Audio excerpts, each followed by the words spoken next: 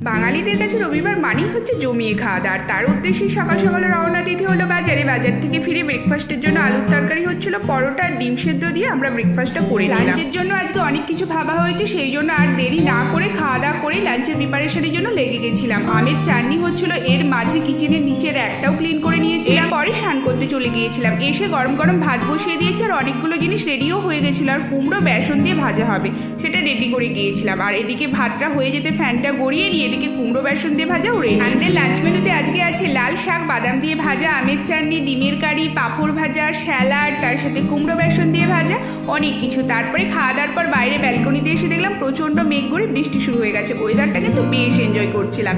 একটুখানি রেস্ট নেওয়ার পর সন্ধ্যেবেলা আবার এগ চাউমিন বানাচ্ছিলাম একটু আলু পেঁয়াজ দিয়ে, আর তার সাথে চা বানিয়ে খাওয়া দাওয়ার পর নেক্সট দিনে সব সবজিগুলো কেটে রাখছিলাম। এর ফলে অনেকটা সুবিধা। আর রাতে রুটি, গরম গরম আলু ভাজা দিয়ে ডিনারটা করলাম। টাটা।